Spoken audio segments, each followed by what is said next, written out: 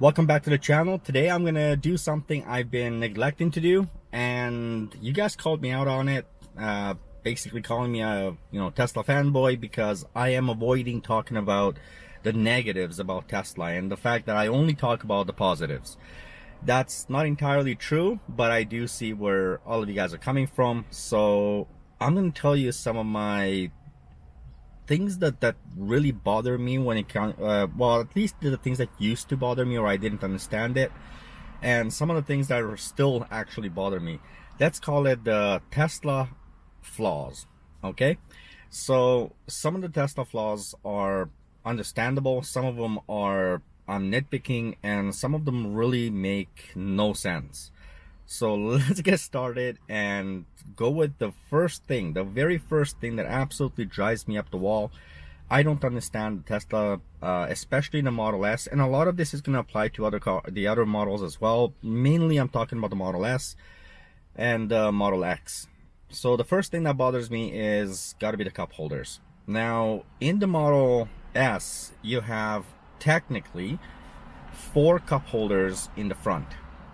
Now, I can't possibly imagine why you would need 4 cup holders in the front. It just simply wasn't thought out. I think the entire center console, in terms of the beside the driver, I think it was kind of put together in a rush, but it doesn't make sense to me. There's something that, the cup holder is not adjustable based on what kind of cup you have. So if you have a bigger cup or if you have a smaller cup, well, if you have a smaller cup, it's gonna be flimsy and not going to be that good. If you have a bigger cup, again, it might work out. In fact, I feel like the cup holders in a Tesla Model S and X are pretty much designed for big cups. I'm thinking like the big gulps and stuff like that. And I think it's a weird oversight on Tesla's side. So it did bother me a lot more in the beginning. Right now, it doesn't really bother me. In fact, I figured out that if you go to, let's say, as an example, you go out and buy a McDonald's coffee. If you buy a large one, you take a turn, that thing is going to be moving around. If you buy a medium, however, the cups, the cap on the cup actually stops it from moving. It's really, really weird, but it works out. So I started buying medium coffees instead of large coffees.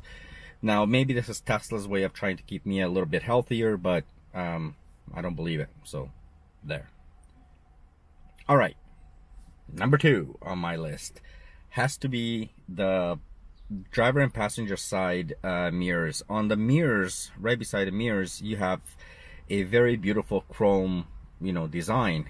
And the problem with that chrome is, depending on how the sun hits it, you are gonna get blinded. I mean that. You are gonna get absolutely just spot on blinded. And it's annoying because I think there could have been something else they could have done.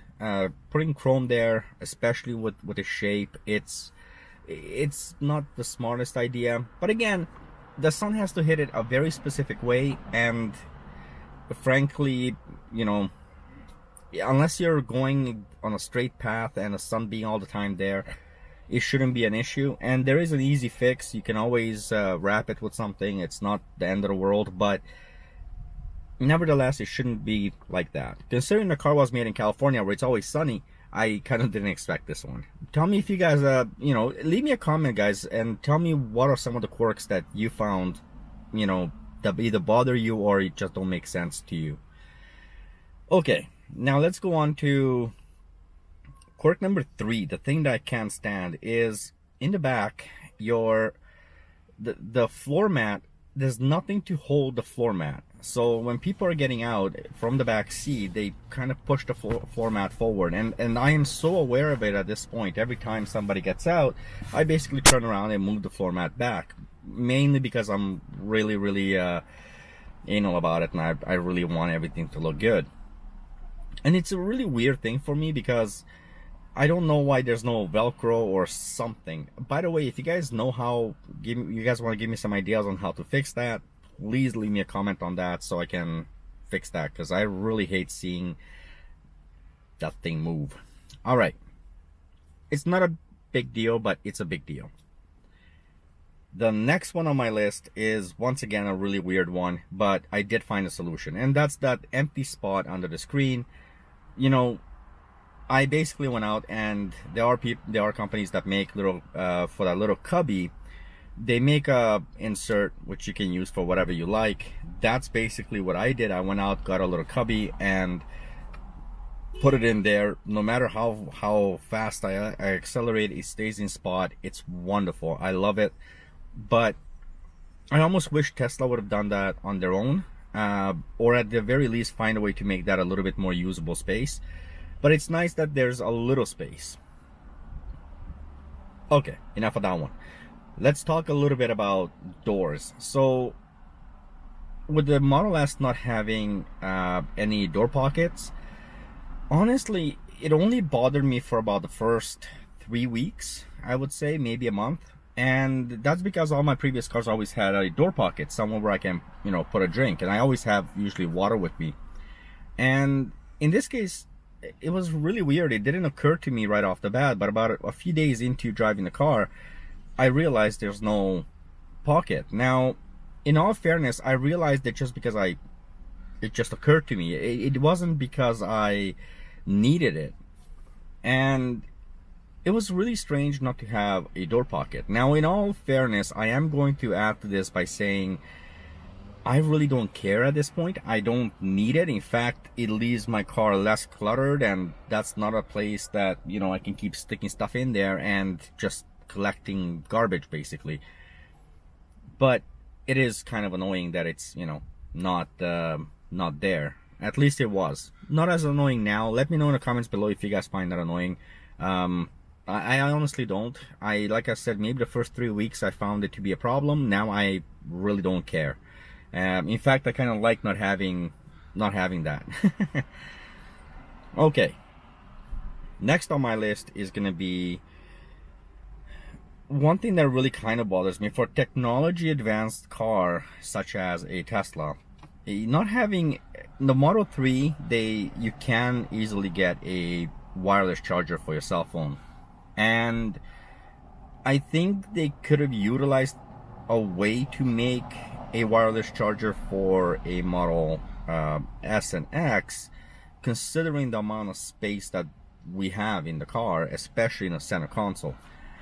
And I am fully aware that they make little trays that you can do, you can connect it up. Unfortunately, that, however, takes away from your, cup holder. So unless you want to use the armrest cup holder, which is, again, really weird.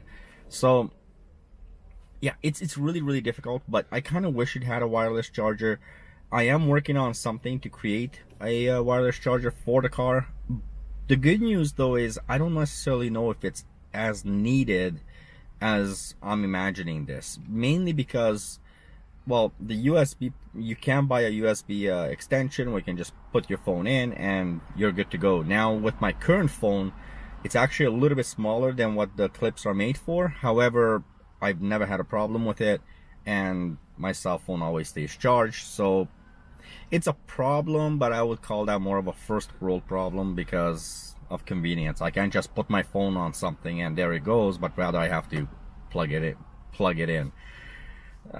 It's not a big deal, but nevertheless, I'm trying to give you guys everything there is. Windshield wipers on this car are good, but they are wonky. It's really weird. When you first turn it on, it just go absolutely nuts, and then they kind of settle in and deal with that. But that first moment when you turn it on a rainy day, it's really weird. On a rainy day, the auto wipers don't seem to have anything timed right, and this is there's plenty of YouTube videos with regards to this. I think slowly the software has made it better, and it seems like Tesla has listened and they are working on that aspect of it. With regards to the reverse camera, I love the fact that it's straightforward. It's easy to reverse this car. The self-parking works great, but I still really wish it had a 360-degree view of the car. And even some of the much cheaper cars are doing this. That's kind of why I'm very surprised Tesla hasn't done this. I don't know if it has something to do with the software. I don't know if it has to do with the angle of the cameras, what exactly is causing this. But I think from day one, the number one wish I had basically was to have a 360-degree view, especially when I'm reversing. I just want to know where my car is in accordance to everything else. Now, is it a necessity? It is absolutely not a necessity. Let's not forget that at one point you didn't even have cameras in the car, and nobody, you know, it wasn't the end of the world. But I do wish this car had it, and more so than any other car. Even my previous cars had it. Actually, the previous 5 cars I had it. So I really want to have this 360-degree view around the car. I think, again, let me know in the comments below. Is that something that you guys think Tesla should implement? I don't think it's going to be that big of a problem for them to do it if they really want to do it. And I think if there's enough of us asking, it's Elon, so more than likely, you know, if it's possible, it might actually come available. So who knows? The biggest things that bother me has to be the changes. Some of the things are, you know, when it comes to Tesla, there's little things that are being changed around all the time. Be that, you guys heard it 1,000 times, the pricing is really weird. One day it's this, next day it's that. Same thing happened with full self-driving. You know, I was not really sure what was happening there, and I completely missed out on getting the full self-driving at a much cheaper rate than what I'd be paying for it now. And I think that's a little bit better communication would be good, at least so we have an idea of what we should expect. Now, just recently, Tesla, you know, Elon said that the full self-driving is going to go much higher. At least he communicated this time. So again, I am nitpicking quite a bit here, but overall, I think there's always going to be little things. And if nothing else, what I would love each and every one of you guys to take away from this video is, yes, there are things about this car that are not perfect. Just let's put it that way. They could have done a better job at it, or they could have done something different. The truth be told, though, every single car I have ever driven, every single car I have ever owned, there are plenty of things that could have been done differently. And there's a lot of things that are, you know, we perceive it as issue. Maybe you and I do, but not necessarily the majority of the people. And even some of the highest end cars that I've been in, some of the things that they have done just absolutely blows my mind. There's no logic, or there's no rhyme or reason to it. So I would say at the end of the day, if you're going to take anything away from this vehicle, from this video, sorry, the biggest thing to take away is there is no such thing as perfect. There never will be. And it's all a matter of you, how you look at your vehicle. Teslas in general, I would say, are amazing cars, and they have only gotten better the longer I've owned them. So that's it for my complaints, and let me know in the comments below, what do you guys think? Do you guys agree with any of that? You know, have you heard about this? Are there any specific changes you would like to see that are, you know, I mean, I'm opening up a whole kind of comments here by saying that, but what little things would you like to see? And do you agree with me on any of the things I specifically pointed out? So with that said, I'm going to say thank you very much for watching. Look forward to the next video.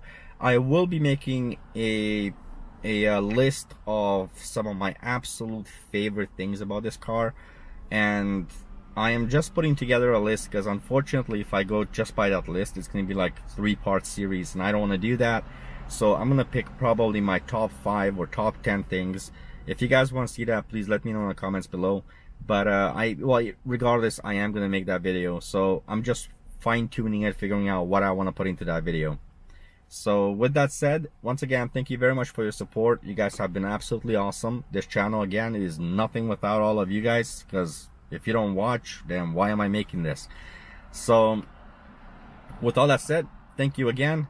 Have yourselves a wonderful day. Please, everybody, drive safe out there and enjoy the days. Bye.